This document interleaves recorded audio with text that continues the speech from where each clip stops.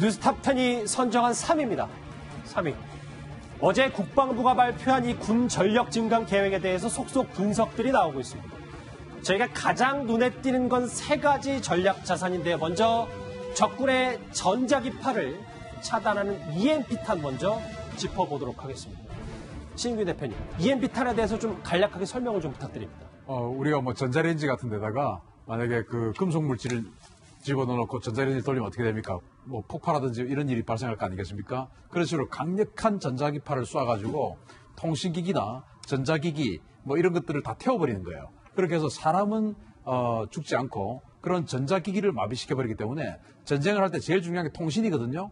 통신을 마비시켜버리고 또 요즘 총이나 탱크, 뭐 군함, 전투기 모든 것이 전자기기를 통해서 움직이지 않습니까? 그러니까 아예 이렇게 EMP 공격을 해버리면 탱크도 포도 군함도 전투기도 못 움직이게 되는 것이죠. 그런 공격을 EMP 공격이라고 합니다. 그러면 EMP탄은 어쨌든 북한의 핵 단추를 못 누르게 하는 데는 100% 활용이 되겠네요. 먼저 공격한다면. 먼저 공격한다. 그렇습니다. 자, 그런데요. 이렇게 국방부가 야심차게 개발을 하겠다고 천명한 강력한 무기, 이 EMP탄을 북한은 이미 갖고 있습니다. 핵탄 위력을 타격 대상에 따라 수십 킬로톤급으로부터 수백 킬로톤급에 이르기까지 임의로 조종할 수 있는 우리의 수소탄은 거대한 살상 파괴력을 발휘할 뿐 아니라 전략적 목적에 따라 고공에서 폭발시켜 광대한 지역에 대한 초강력 EMP 공격까지 가할 수 있는 다기능화된 열핵 전투부입니다. 그런데 반대로 만약에 북한이 EMP탄을 먼저 활용하면 우리는 어떻게 되는 겁니까? 원시시대 되는 겁니다. 아, 원시시대. 네. 왜냐하면 지금 우리 한국군은 이제 첨단군이 돼 있지 않습니까? 예. 오히려 북한군이 EMP에 더 강해요. 왜냐하면 북한군은 대단히 그 원시적인 무기, 그야말로 그냥 뭐 소총, 아주 수동화된 수동으로만 움직이는 대포 이런 것들만 갖고 있는 수준인데 우리는 거의 이제 첨단군으로 무장을 해 있는데 그렇다는 것은 전자기기가 많이 들어가 있고 회로가 많이 들어가 있다는 거죠. 근데 EMP 공격 받으면은 우리가 사용하는 무기들 아무것도 사용할 수 없기 때문에 우리는 사실은 뭐 구석기 시대 되는 것이고 그렇게 되면 북한의 아까 방금 저기 이순희 아나운서가 이야기했듯이 그것을 상공 한 150km 상공에 터뜨려버리면 우리 한국 전체가 다 아무것도 사용할 수 없는 그런 구석기 시대로 돌아가는 건데 미국이 과거에 냉전 시대에 예. 소련과의 어떤 그 경쟁을 할 때 소련이 혹시 EMP탄을 미본토에 쏘면 어떻게 될 건가 여기에 대해서 대단히 연구를 많이 했어요. 20킬로톤짜리 핵탄두를 150km 상공에서 터뜨리면 남쪽으로 400km가 모든 것이 정전된다. 그러면은 우리 상공에 이게 또 지구 자기장의 원리에 의해서 북반구는 EMP 효과가 남쪽으로만 뻗어가요. 그러면 북한 입장에서 휴전선 상공에서 만약에 터뜨려버리면 남쪽으로만 EMP 효과가 떨어져 나가기 때문에 자기네들은 문제없고 우리만 완전히 다운되는 것이죠. 이런 아주 그 치명적인 위험에 우리가 사실은 봉착해 있습니다. 그러면 두 개를 봤을 때 우리가 지금 앞으로 장기적으로 EMP탄을 갖고 있고 앞으로 이 중점적으로 활용한다는 것 자체는 맞는 방향입니다. 그렇게 해야죠. 그렇게 해야 되는데 문제는 북한이 가지고 있는 EMP탄의 위력은 단 한 발로 우리 대한민국 전체를 원시시대로 돌려버릴 수 있는 능력인데 우리는 그게 아니잖아요. 우리는 이제 핵을 사용할 수 없으니까 재래식 탄두를 가지고 EMP를 만들어야 되니까 우리가 북한 전역의 어떤 그 이동식 미사일 발사대나 이 기지나 이런 것들로 예상되는 것들 다 무력화시키려고 하면 우리는 거의 수백 발을 한 번에 쏴야 되는데 그래서 굉장히 어려운 일이지. 자, 첫 번째 우리가 주목해볼 전략자산 EMP탄, 두 번째는 합동화력함입니다. 신윤규 대표님. 네. 합동화력함, 미사일 화약고가 되는 겁니까? 이제 아스널 10이라고 그러는데 여기 이제 하나의 군함에 한 100발에서 한 200발 정도의 미사일을 싣겠다. 이게 이제 아스널 10 화력함이라는 거예요.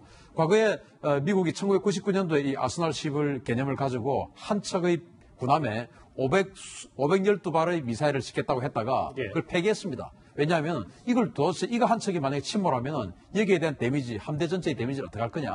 또 이 비용, 이건 또 누가 지켜주냐. 이렇게 해서 비용 대비 효과, 언뜻 이 아스널 10이 수백 발의 미사일을 쐈을 때 그만 보면은 성공했을 때, 공격을 성공했을 때는 대단히 경제적인 것 같지만 이 아스널 10을 지키기 위해서 투자하는 어떤 그 소요되는 그것들을 보면 결국은 그거 지키는 용도로 핵 잠수함을 또 밑에다 깔아주고 또 이지스함을 주변에 또 배치해주고 이렇게 해야 되기 때문에 결국 그러면 차라리 이지스함에다가 나누어서 500발을 나누어서 장착하면 되지라고 해서 미국은 폐기를 했는데 우리는 미국은 3만 톤짜리 아스날십을 하려고 했거든요. 우리는 지금 5천 톤짜리 상륙함에다가 그 천왕봉급이라고 하는 상륙함에다가 미사일을 한 100발 정도 얹겠다는 건데 제가 봤을 때 전 세계 해군이라면 누구나 이 아스날십을 다 염두에 두고 연구를 사실은 다 했어요. 그렇지만 효용성과 위험성 때문에 그 누구도 이것을 추진한 적은 없어요. 그런데 대한민국이 전임 미답을 길을 가려고 하는데 참 저는 위험해 보입니다. 아하. 자, 그리고 마지막입니다. F-35B 10대를 탑재하는 경항공모함을 건조하겠다는 계획도 눈에 띕니다. 그래픽도 바뀌었는데 신 대표님, 네. 이 함재기가 F-35B잖아요. 우리가 지금 도입하고 있는 게 F-35A잖아요. A죠.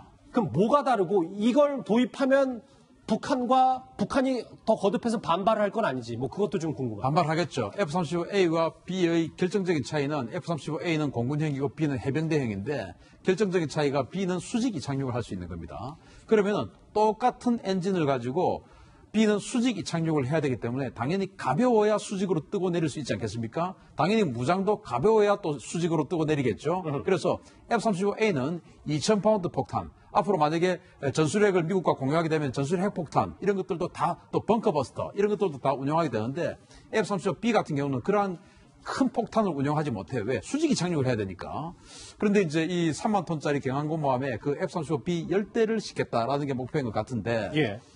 북한은 당연히 반발을 하겠지만 사실은 이 10대를 가지고 북한에 대해서 대단히 위협적인 어떤 그 전력이 될 수는 없겠다라고 저는 생각을 하고 또 F-35B가 운용 유지비도 아주 비싸고 그리고 그 구입 가격 자체가 F-35A보다 한 20%에서 30% 더 비싸요. 어허. 그런 여러 가지 단점과 장점이 공존하기 때문에 잘 판단을 해야 되고 또 특히 북한에게는 우리는 이 무기가 효용성이 있을 수 있는데 나중에 주변국, 즉 일본과 중국을 염두해서 만약에 일본과의 어떤 독도에서의 긴장, 중국과 남중국 해나 또는 이어도에서의 긴장이 발생했을 때 과연 이 3만 톤짜리 항공모함이 생존할 수 있느냐 이것을 봤을 때 이것은 나가면 바로 그냥 관이 될 수 있는 그런 상황입니다.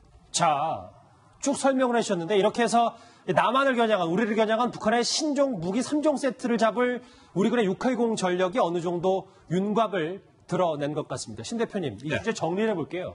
그러면 정말 북핵을 무력화할 수는 있는 건지 이번 이 군 증강 계획 자체에 점수를 주면 몇 점 정도 줄 수 있는지 전문가로서는 어떻게 보십니까? 그래서 이번에 이제 어제 우리 동아일보를 통해서도 많은 보도가 나왔는데 이 중기 계획에 대해서 이 중기 계획의 절대 대부분은 사실은 지난 정부 때 이미 다 해서 추진하고 있던 사항을 그대로 그냥 열거한 겁니다. 아하. 그래서 추가로 나온 게 방금 말했던 그 화력선, 화력함 그리고 3만 톤짜리 항공모함 이 두 개인데 아, 잠시만요. 그러니까 EMP탄은 전 정부부터 준비를 했었던 이미 거예요. 연구개발 중이에요. 전 정부 때 모든 것은 이 화력함과 3만 톤짜리 항공모함을 제외한 나머지는 전부 전 정부 때부터 계속 진행되어 오고 있는 사업이었고 추가로 처음 본 게 이제 화력함과 항공모함인데 이게 아마 전임 송영무 장관의 생각이 많이 들어가서 지금까지 이어져 와서 지금 정책으로 나오고 있는 게 아니냐라고 판단이 되는데 저는 3만 톤짜리 항공모함 또 화력함 이런 것들이 대한민국을 지켜줄 수 있을까? 앞으로 미래 일본과 중국으로부터 우리나라 국익을 지켜줄 수 있을까? 차라리 이런 것들 말고 핵 잠수함을 핵 추진 잠수함을 하자라고 하는 게 훨씬 더 효과적이라고 봅니다. 알겠습니다. 점수를 주면 몇 점 정도 아까 질문을 드렸었는데. 아 점수요? 예. D 플러스 학점입니다.